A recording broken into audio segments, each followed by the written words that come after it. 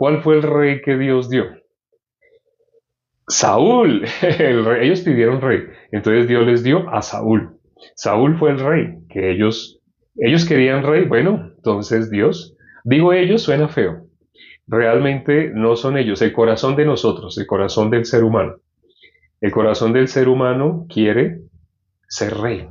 El ser humano, ¿por qué quiere así tener rey? Porque nosotros queremos dirigirnos sin Dios. Esa es la razón por la cual a Dios le desagradó que ellos pidieran rey. ¿Cuál es el rey que debe guiar la vida de todo ser humano? Dios. El rey que nos debe dirigir es Dios. Pero lamentablemente ellos pidieron rey. Como pidieron rey, bueno, Dios les dio su rey en la ira. En mi ira, dice así, te di rey en mi furor. Lo quité en mi ira. Te di rey en mi furor. ¿Qué pasó con el rey? ¿Qué pasó con Saúl? Sabemos, Saúl fue ungido. Dios les dio el rey. Dice la Biblia que no hay autoridad que haya sido puesta, sino la que ha sido puesta por Dios.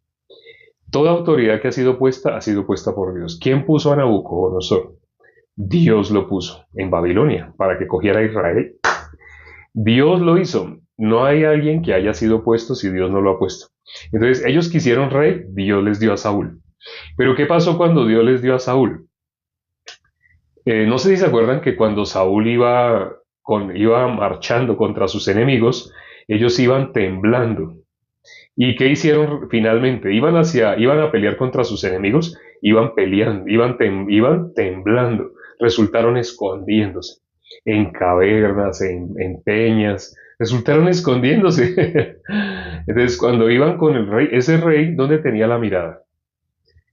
¿El rey tenía la mirada en Dios? No, no tenía la mirada en Dios. Nosotros hemos leído muchas veces, creo que hemos considerado, Primera de Samuel capítulo 15. Cuando el profeta Samuel le dice a Saúl, al rey Saúl, le dice que está atento. El profeta Samuel le dice, está atento a la voz de Dios. Pero Saúl hizo tal cual como el profeta Samuel le dijo. El profeta Samuel estaba hablando la palabra de Dios y le dijo, ahora está atento. Pero lo que él, vamos a leer, vamos a mirar Primera Samuel capítulo 15. Primera Samuel capítulo 15. Primera Samuel 15. Dice, después Samuel dijo a Saúl, Jehová me envió para que te ungiese por rey sobre su pueblo Israel. Ahora pues, está atento a las palabras de Jehová. Así ha dicho Jehová de los ejércitos. Yo castigaré lo que hizo Amalec a Israel al oponérsele en el camino cuando subía de Egipto. Ve pues y hiere a Amalec y destruye todo lo que tienes y no te apiades de él. Leo hasta ahí por la sensibilidad, porque sé que hay personas cuando miran el resto, sobre todo los ateos, el que tiene el corazón para ir en contra de Dios es feliz con este versículo 3. Ve pues y hiere a Amalec, destruye todo, no te apiades de él. ¿Por qué? Porque Amalek se opuso. ¿A quién se opuso? Se opuso a Israel. Así dice, ¿no? Dice, ve pues, el versículo 2. Así ha dicho Jehová de los ejércitos, yo castigaré lo que hizo Amalek a Israel al oponerse en el camino cuando subía de Egipto. Hago esta pregunta. ¿Por qué Dios dice acá que castigará lo que hizo Amalek a Israel al oponerse en el camino? Pregunta, iniciamos con una pregunta. ¿Por qué Dios dijo así? Que castigaré lo que hizo Amalek al oponérsele en el camino. ¿A qué se refiere? ¿A qué se refiere? ¿Qué es lo que Dios está queriendo decirnos ahí? Que va a castigar a Amalek por oponerse en el camino. ¿Qué es lo que Dios está diciendo? Pregunta, pregunta, pregunta. Enemigo de Dios. Bueno, sí, ese versículo, creo que ese versículo, esa frase que escribió el hermano Héctor lo resume todo. Efectivamente, Amalek, ¿a quién se le estaba oponiendo? A Dios. Dice al oponérsele a Israel, ¿cierto? ¿A quién se le estaba oponiendo Amalek? A Israel. Pero cuando miramos Mateo capítulo 25, Mateo 25, cuando miramos Mateo 25, Jesús cuenta de dice, por cuanto hiciste esto a uno de mis hermanos más pequeños, a mí lo hiciste. Y también dice, por cuanto no hiciste esto a uno de mis hermanos más pequeños, cuando no hiciste esto a uno de estos pequeños, se refiere a lo mismo.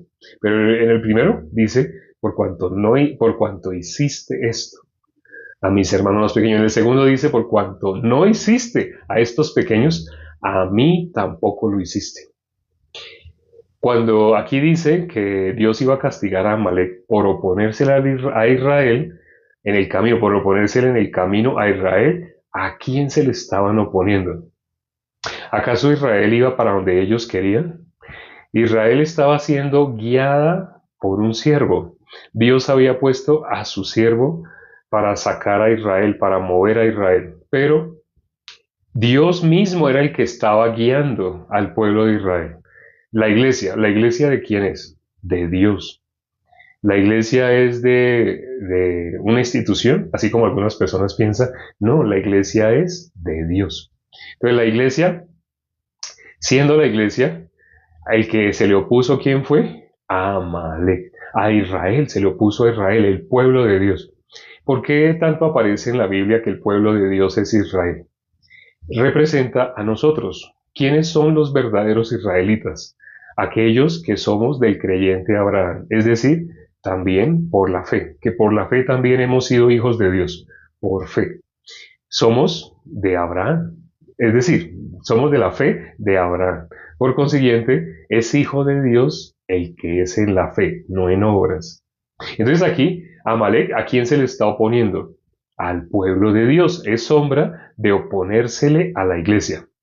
Pero bueno, el pueblo quería rey, ¿cierto? El pueblo, llegamos hasta este punto, a este capítulo en especial, porque el pueblo le estaba pidiendo rey a Dios. Entonces Dios les da a Saúl y le dice al profeta Samuel que lo unja. Y aquí en el versículo 1 ya el profeta Samuel le recuerda, Dios fue el que te ungió pues a través de Samuel.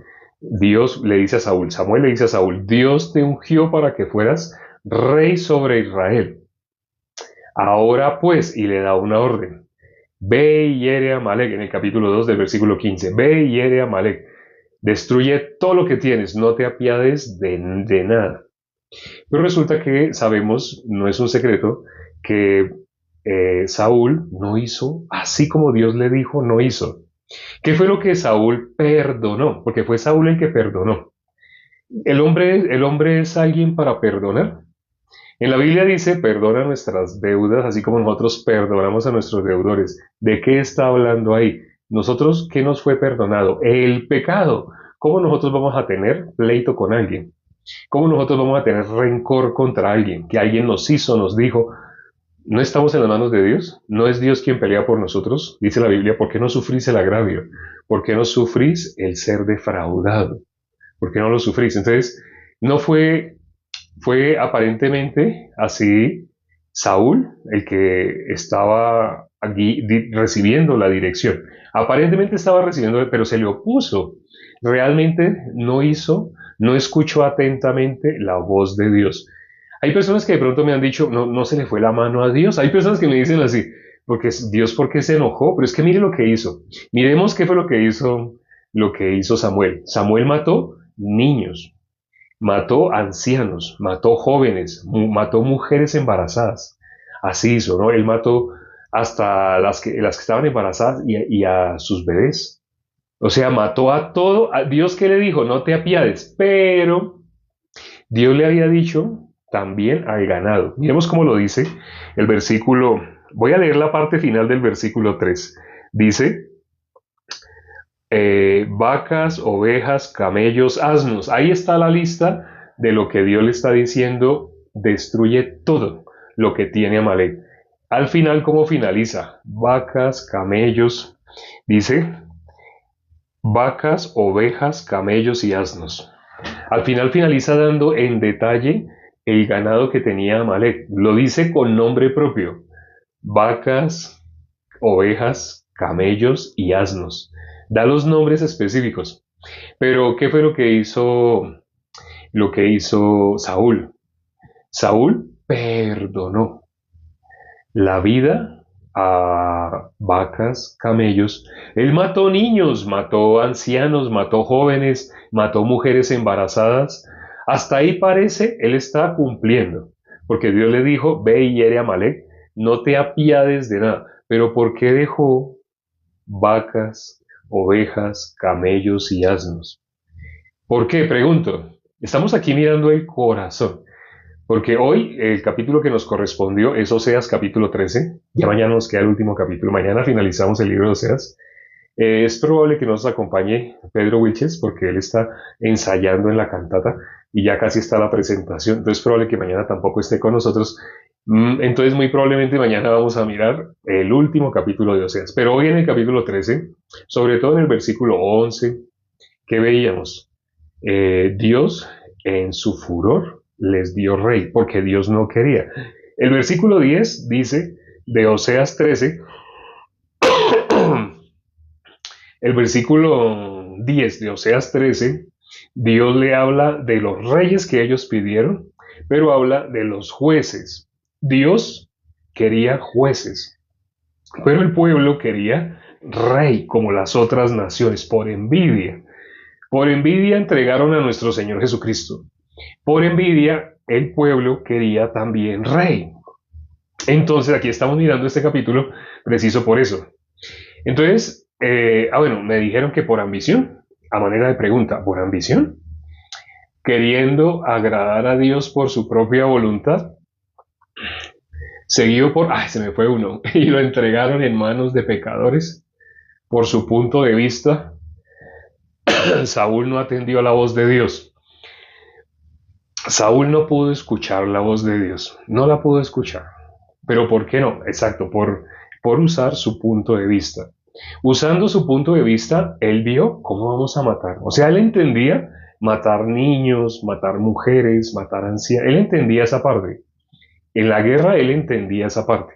Pero matar ovejas, la oveja es enemiga de ellos. Una oveja lo va a matar a él. La oveja va a coger un cuchillo y se va a volver contra los israelíes. Entonces, al punto de vista humano, no tenía sentido, no tenía sentido matar ovejas, vacas, camellos, asnos, no tenía sentido al punto de vista humano. Por eso él entiende que la guerra se haga contra el enemigo, pero para él, ¿quién era el enemigo?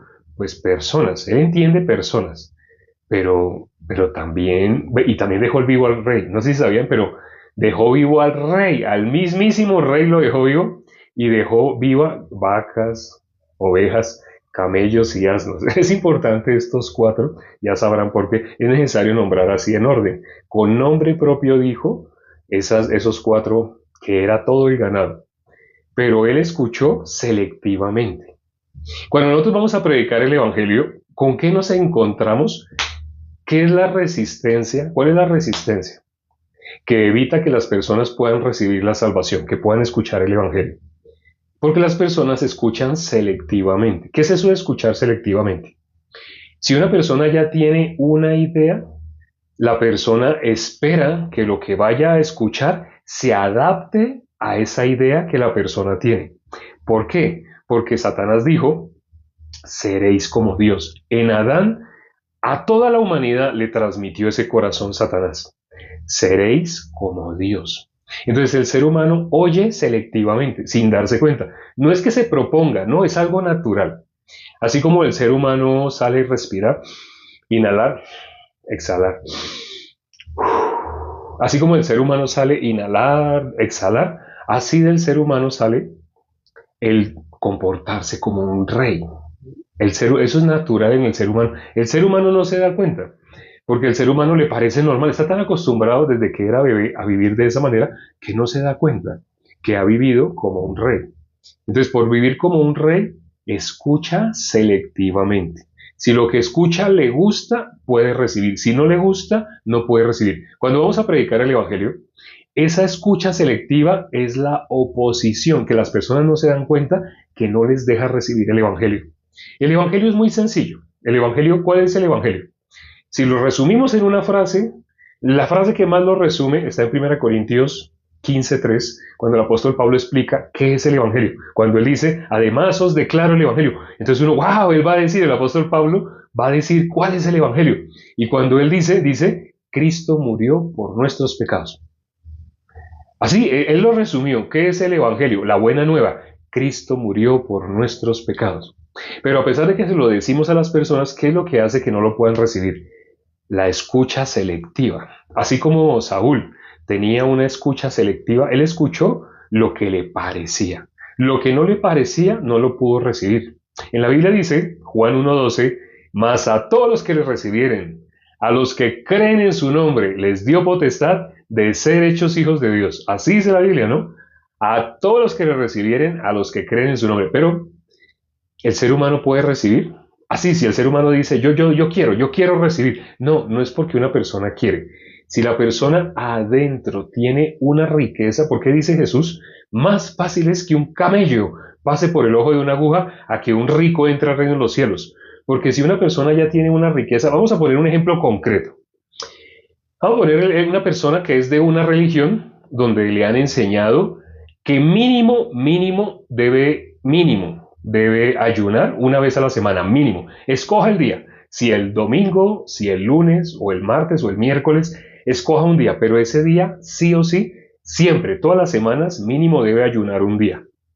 Mínimo, esa persona debe dar el diezmo sin falta, debe llevar la contabilidad.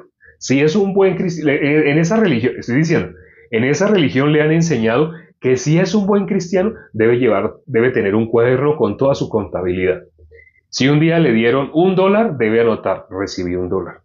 Entonces y al final de la semana, después de 7 días, debe sacar aparte el 10%. Hay religiones que enseñan así. Eso que estoy diciendo sé que suena como una exageración, pero no, no es exageración.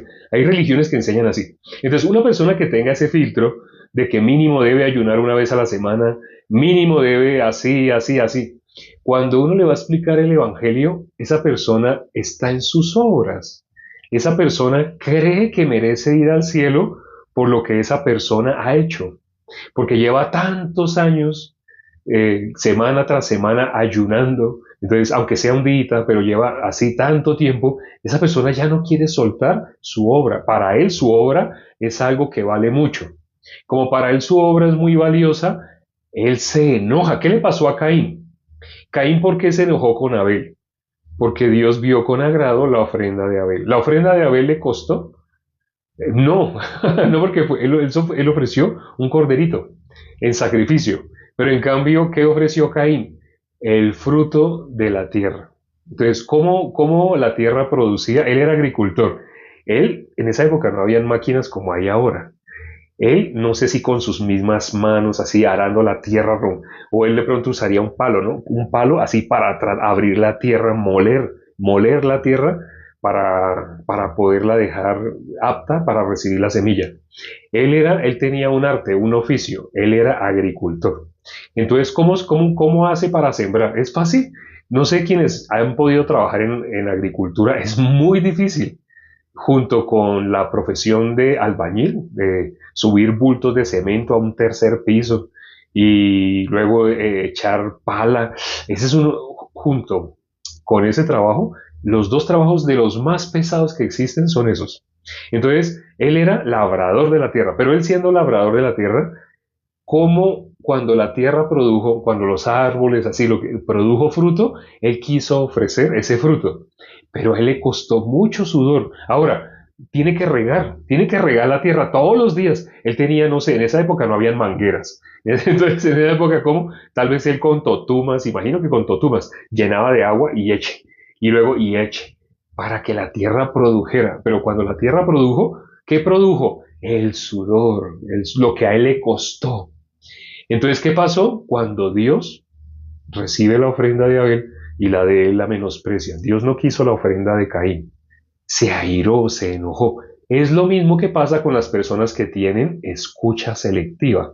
O sea, los que tienen alguna riqueza, los que llevan años haciendo X o Y cosa dentro de alguna congregación. Si llevan años diezmando, ayunando, ofrendando, haciendo y haciendo, si llevan años haciendo cosas, esa persona se enoja cuando uno le diga que la salvación la puede recibir cualquiera que crea que Jesús murió por nuestros pecados.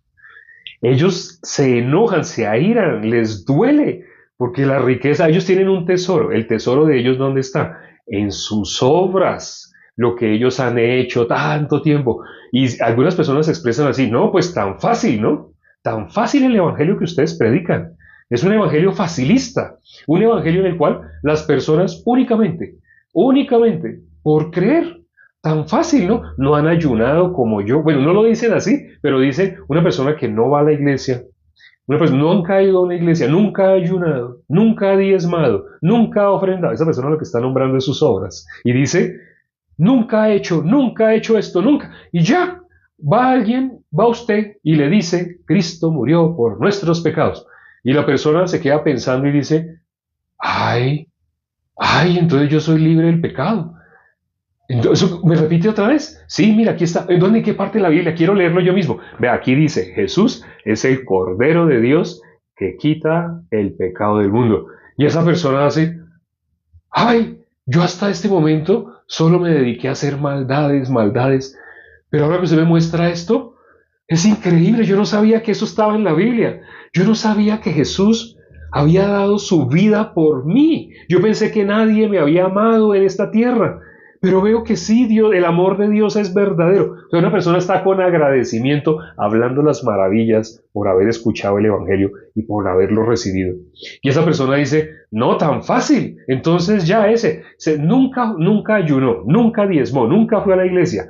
Yo llevo años yendo a las 3 de la mañana, me levanto, oro, hago. Y usted me dice que una persona así, que nunca hizo nada y de un momento a otro solamente hizo maldades. Por ahí hasta robó, era mentiroso, era yo no sé qué.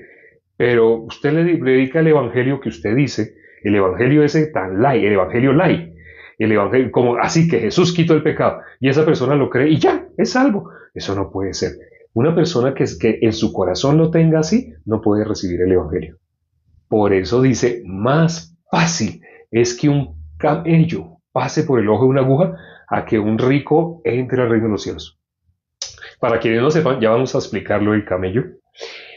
Lo que voy a decir ahorita no es bíblico, es algo que han contado historiadores. Ustedes lo pueden encontrar en libros de historia, pero no está en la Biblia. Eso es extra bíblico. Tengo que hacer la claridad, porque de pronto yo les cuento y de pronto alguien coge esa parte que yo dije y mire, él está diciendo cosas que no están en la Biblia. Entonces, voy a decir lo que los historiadores han dicho de ese ojo de la aguja. En la muralla, las ciudades, ¿ustedes se acuerdan de Jericó? ¿Qué pasaba en Jericó cuando se iba a ocultar el sol? Cuando se hacía de noche. En Jericó cerraban la puerta. Entonces, si ustedes miran, eso está en Josué, capítulo 2, lo de Jericó. Aparece exactamente así detallado. Entonces, en Jericó, ¿qué pasó?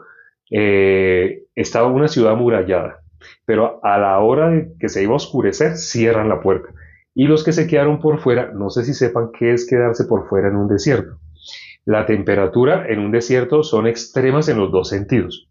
Cuando es de día hace mucho calor, muchísimo, pero cuando es de noche hace mucho frío. Entonces, no era conveniente que alguien se quedara por fuera, o sea, que le cerraran la puerta y esa persona se quedara por fuera. No, nadie quería eso. Entonces dejaron un hueco que llamaban el ojo de la aguja, porque era un hueco en el cual cabía una persona a la vez. Entonces podía entrar una persona, pero la persona tenía que agacharse. O sea, no lo dejaron tampoco para que una persona entrara holgadamente, sino era un hueco para que apenas entrara una persona agachándose. ¿Se imaginan ustedes cuando un mercader venía, se le hizo tarde y le cerraron la puerta y él venía con su camello? No alcanzó a llegar antecitos de que cerraran la puerta, sino llegó cuando ya habían cerrado la puerta. ¿Qué le tocaba hacer a ese mercader? Él no quería dejar su camello afuera, porque afuera de la muralla no había dónde amarrarlo. Si dejaba el camello afuera, al día siguiente no había camello. ¿Sí? Y también, pues, por los salteadores y todos que estaban por ahí merodeando, se llevarían el camello. Entonces, el que quería, un mercader, ¿qué hace? Va a meter su camello. Pero ¿cómo va a meter el camello? Tiene que quitarle todo, tiene que desnudarlo, quitarle todo, y hacer que el camello se arrodille, porque eso está hecho para una persona, no para un camello. ¿El camello cómo puede pasar por el ojo de la aguja? Por ese hueco donde solamente pasa una persona, agachándose un poquito, un camello tiene que agacharse mucho, el camello tiene que ponerse de rodillas, primero tiene, así de rodillas tiene que meter la cabeza, tiene que lograr meter la cabeza, confiar en lo que le está diciendo el dueño lo está jalando, jalando, tiene que meter la cabeza y así de rodillas el camello tiene que lograr pasar. O sea, para un camello es muy difícil lograr pasar por el ojo de la aguja. Jesús no dijo que es imposible, no dijo que es imposible que un rico entre al reino de los cielos, pero sí dijo que es más fácil que un camello. ¿Y por qué ese ejemplo con el camello? Porque una persona tiene que despojarse de todo. Un rico, uy, no, yo he ayunado. Ya saben, hoy hemos hablado que es ese rico, esa persona que no, imposible que una persona que no ha ayunado, una persona que no ha diezmado, una persona que no va todos los domingos, todos los miércoles, todos los lunes, todos los sábados, no va y está y hace y ayuda a preparar esto y ayuda a preparar aquello. Me parece injusto, injusto que una persona así pudiera recibir la salvación solo porque cree que Jesús quitó el pecado del mundo. Entonces, una persona que tenga ese corazón, esa persona es un rico. ¿De qué tiene que despojarse? Para que el camello pase por el ojo de la aguja, tiene que despojarse de todo. Esa persona tiene que hacer como el apóstol Pablo. El apóstol Pablo es un ejemplo que Dios nos dejó de una persona que siendo rica pudo entrar al reino de los cielos. Porque Jesús no dijo que es imposible, Jesús dijo más fácil es pasar un camello por el ojo de la aguja que entrar un rico al reino de los cielos. Entonces, el apóstol Pablo fue ese rico que logró pasar. Entonces, para que una persona de esas, un religioso, pueda entrar, tiene que hacer lo que hizo el apóstol Pablo. Él dijo, todo lo tengo por basura. Él botó todo su ministerio, lo tiró a la basura. Él dijo todo, o sea, él desde niño, ¿qué hizo? Memorizando las escrituras. Él yendo a la sinagoga, debatiendo. Él hizo muchas cosas religiosas. Él era un rico, él era un rico. Pero ¿él qué hizo? Esa frase inmortal que él dijo, todo lo tengo por basura. El que quede desnudo, el que logre botar todas sus justicias, todos los ayunos que ha hecho, las veces que impusieron manos sobre él y él sintió calor, sintió frío, se estremeció y todo su falso ministerio, la gente le decía, pastor, pastor, pero él está dispuesto a quitarse todo eso. Se quitó su título de pastor, se quitó todo lo que él había estudiado teología, dijo, esto también es basura, ese título de pastor que me dieron los hombres es basura. Ese estudio teológico que yo hice, todo eso que invertí, todo eso también es basura. Todo lo que me enseñaron en esa religión a la cual me hicieron ayunar, me hicieron diezmar, todo eso es basura. La persona que logra hacer eso quedó como el camello que puede pasar por el ojo del agua. ¿Qué necesita despojarse de todo? El ejemplo nos lo dejó nuestro Señor Jesucristo a través de Pablo. Él fue un rico que pasó, que logró entrar al reino de los cielos, pero él inmortalizó esa frase, todo lo tengo por basura.